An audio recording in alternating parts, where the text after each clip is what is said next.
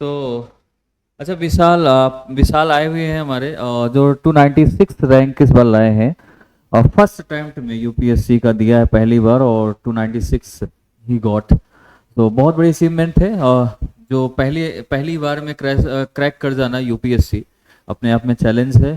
तो इनसे मैं कुछ सवाल पूछूंगा और ये बताएंगे। सो सबसे पहले तो आप ये बताइए मुझे विशाल, कि कैसा फील कैसा हो रहा है, जैसे रिजल्ट आया, कल देखा आपने कि मेरा रिजल्ट आ गया है, तो कैसा लग रहा था आपको? सेंस ऑफ सिक्योरिटी है अभी at least I have a job. हाँ अभी आई हैव अ प्लेटफॉर्म तो मैं इम्प्रूव कर सकता हूँ। हम्म। बेसिकली अभी मेरी मास्टर्स चल रही है साथ में अभी, तो अच्छा, उसके साथ तो मतलब वो कंप्लीट हो जाएगी तो शायद लास्ट अगला अटेम्प्ट और बेहतर तरीके से कर।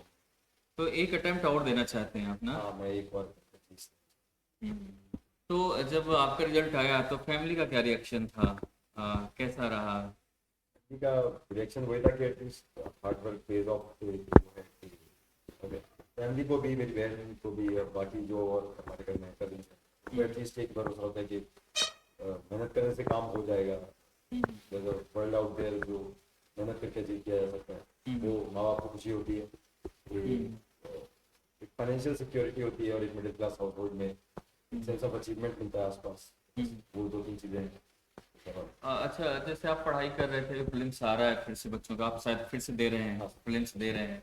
सो इस प्रीलिम्स के लिए ऐसा क्या करना चाहिए बच्चों को जो बहुत घबराते हैं, कभी यहाँ भागेंगे कभी वो करेंगे, मतलब जो उन्हें दिखता है ना कि प्रीलिम्स के लिए हम क्या कर लें ऐसा कि एक बार में क्रैक हो जाए?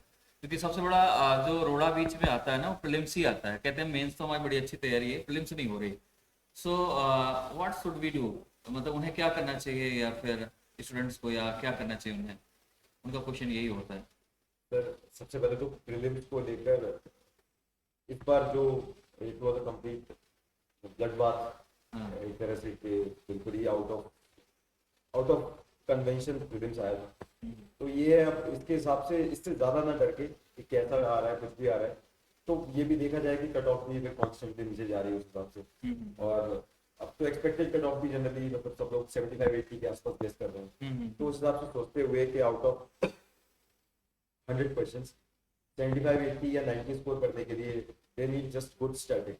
Right. Not just they, I would say कि मैं भी अभी स्टैटिक दोबारा रिवाइज करूँगा हाँ। I think. और मेरा भी अभी सिर्फ मेरे पास 60 डेज है, हाँ। मैंने अभी तक ज़्यादा नहीं पढ़ा अपने के लिए। हाँ। तो मैं भी यही कहूँगा, जो मैं करूँगा वो मैं बता सकता हूँ कि 60 डेज में स्टैटिक को 2-3 बार करेंगे। हम्म। जितना अच्छा स्टैटिक तो हो जाएगा उससे एटलीस्ट 25 to 30 क्वेश्चन जो हैं हम्म। सबको आने चाहिए, वो निकल आएंगे।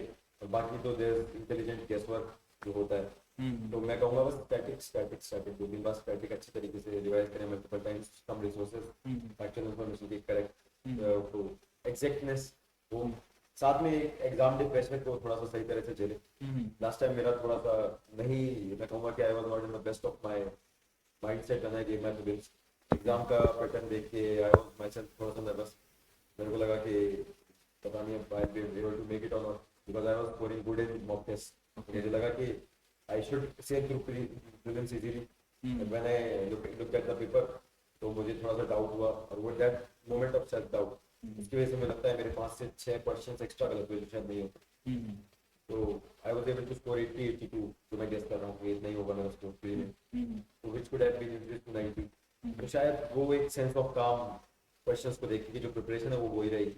और ये game relative right. Game is not एक एब्सोल्यूट नहीं है, जो रिलेटिव गेम को ध्यान में रखते हुए स्ट्रैटेजी को अच्छे से करते हुए प्रेडिक्ट नहीं किया जा सकता, और करने की कोशिश भी नहीं करते। करनी भी नहीं चाहिए। Right, right. और ये जैसे आपने बताया, करंट अफेयर्स का बड़ा एक चल रहा है कि ये कर लेना चाहिए करंट अफेयर्स में, करंट अफेयर्स बहुत ज़रूरी है आज की डेट में। तो क्या ऐसा करंट बहुत ज़्यादा वेटेज है करंट का, या स्टैटिक का ज़्यादा? जैसे आपने कहा स्टैटिक ज़्यादा हमें ध्यान देना चाहिए, और हम लोग भूलते जा रहे हैं करंट का कि ये नहीं हुआ, सिर्फ यही करेंगे, हम ऐसा करेंगे।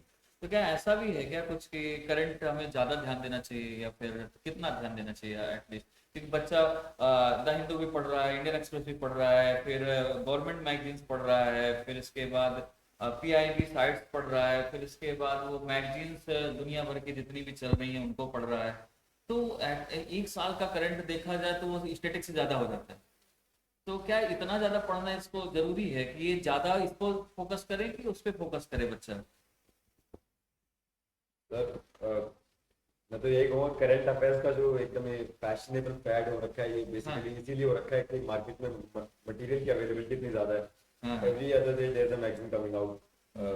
हर कोचिंग अपनी अलग करंट अफेयर्स की मैगजीन निकालती है तो उससे एक सेंस ऑफ फोमो क्रिएट हो जाता है, हाँ fear of हाँ missing out, हाँ कि you feel why like missing out on this या missing out on that। हाँ हाँ और आई वुड से कि अगर आप सारा का सारा करें, सारी की सारी मैगजीन से कर देते हैं and you are able to retain it as well, तब भी you will be able to get maximum 5 to 7 questions more no बस। राइट और 5-7 क्वेश्चंस के लिए जो स्टैटिक के 20-30 क्वेश्चंस है उसको हम खराब कर देते खराब कर देते हैं हैं। इंस्टेड आई वुड से कि स्टैटिक के 20-30 क्वेश्चन जो ज़्यादा अचीवेबल है हाँ उनके ऊपर हाँ ध्यान दिया जाए।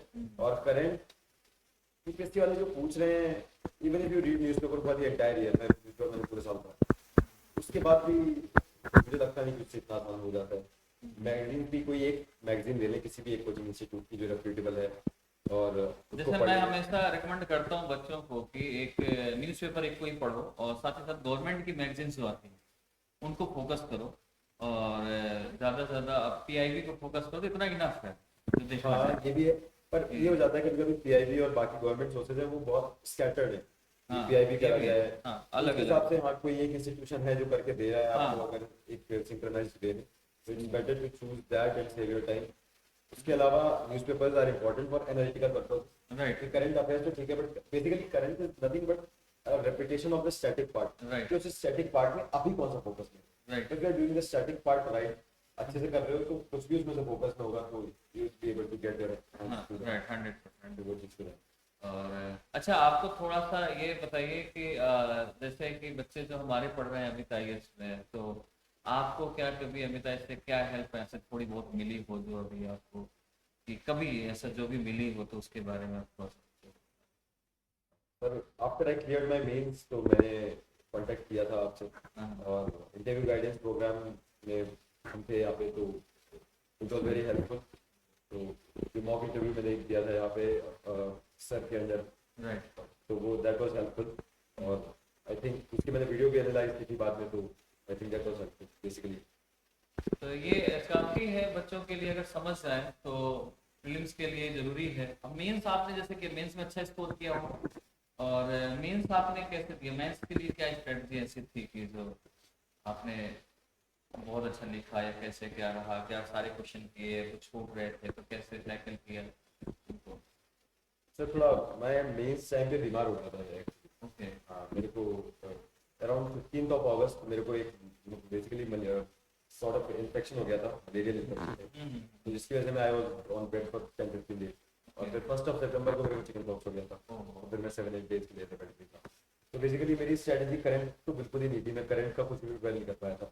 I could not even read one magazine जो मेंस के लिए छापी जाती है, वेदर बी मेंस 365 या कोई भी, I could not do it.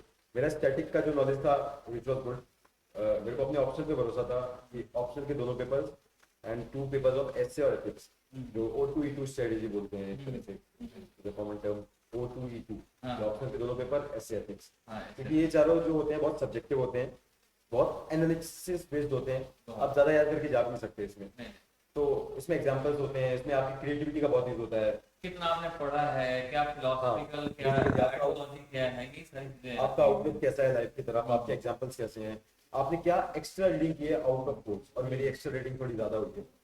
तो मेरे को वो- मेन ये है कि आपका उसमें ये भी टेस्ट होता है कि आपने जो जर्नी है आपकी वो भी कहीं ना कहीं इंक्लूड होती है उसमें, कि आपने क्या अपने आइडियोलॉजी की है, क्या समाज में देख रहे हैं, अगर उसको भी हम ऑब्जर्व करते हैं स्टडी के दौरान तो वो भी काफी हेल्पफुल रहता है। हाँ मुझे लगता है एक थॉटफुल इंडिविजुअल है, एक वेल रेड इंडिविजुअल है जो बेसिकली लाइफ को थोड़ा क्यूरियसली देखता है, जो चीज़ों को, किताबों को सिर्फ एग्जाम के पर्सपेक्टिव से बाहर भी पढ़ता है, सोचता है चीज़ों को कि जो मैं कर रहा हूँ वो सही है क्या इन actual life. So he'll be able to write a good answer in ethics as well. He will be able to. He might not do it. और barriers हैं उसमें और factors भी हैं. But I guess कि मेरा वो काम आया काफी कि I've been reading a lot of books since my childhood. तो उसके अलावा philosophy वगैरह मेरा इंटरेस्ट है, poetry I write and read poetry काफी even मैंने उर्दू के शेर भी बहुत सारे कोट किए हैं, even in my ethics answers in my essays. हाँ ये काम आते तो I हैं। guess यही मेरी strategy रही थी basically कि I will do very creative answer writing हाँ ऑप्शनल में और एथिक्स में। वही आज का क्या है ना कि यूपीएससी जो एग्जामिनर है वो भी यही चाहता है कि आप रटि रटाई चीजें सेम नहीं होना चाहिए, थोड़ा तो आप you are going to be an IAS officer, so you have to think different from others. आप कुछ अलग से लिख रहे हैं, कुछ अलग सोच रहे हैं, कुछ एक्स्ट्रा दे रहे हैं, तो वो भी थोड़ा सा सोचता है कि यार इसके मार्क्स थोड़ा ठीक करना चाहिए, तो बच्चा थोड़ा सा एक्स्ट्रॉर्डिनरी है, थोड़ा अच्छी चीजें लिख रहा है, मैं देख देख के एक चीज तो बोर ही हो गया हूँ। तो कहीं ना कहीं ये मुझे भी लगता है, ये चीज मैं बताता भी हूँ, लेकिन हम एक बच्चों का एक दायरा बन गया है कि नहीं हमें यही रटना है, एक सेम चीज। तो यूपीएससी का मतलब है कि रट के तो जाना नहीं है, आपको अंडरस्टैंडिंग है, यूपीएससी क्वालिफाई ऑफिसर बनना है आपको, तो आपके खुद की आइडियोलॉजी थॉट होना चाहिए। तो वो सही आप कह रहे हैं एकदम कि ये चीजें बहुत जरूरी है इस चीज को लेकर। तो ठीक है विशाल, आपने बहुत अच्छा बताया, बच्चों के लिए हमारा हेल्पफुल रहेगा, और कांग्रेचुलेशन आपको अभी। एंड आप जरूर अभी हमारा एक सेमिनार होगा तो जरूर हम आपको बुलाएंगे उस पर, तो आप एक बार थोड़ा सा बच्चों को और प्रीलिम्स के लिए देखेंगे, चीजें बताएंगे। तो उसमें सभी और भी टॉपर्स जो हैं, जो हमारे यहाँ से पढ़े भी हैं, वो भी थोड़ा सा बिजी हैं आज का, आप देख ही रहे हैं, कल निकला है तो सभी लड़के अभी रात Exactly. किसी के पास टाइम नहीं है, सो नहीं पाए हैं, कुछ अपने दोस्तों के साथ फैमिली के साथ टाइम स्पेंड कर रहे हैं। सो एक हम गेट टुगेदर कराएंगे सभी का जो है, तो उसमें आपको जरूर आना है, बच्चों से भी मिलेंगे, स्टूडेंट्स हमारे, उनके लिए भी हेल्पफुल रहेगा। Okay, thank you. Thank you. Okay.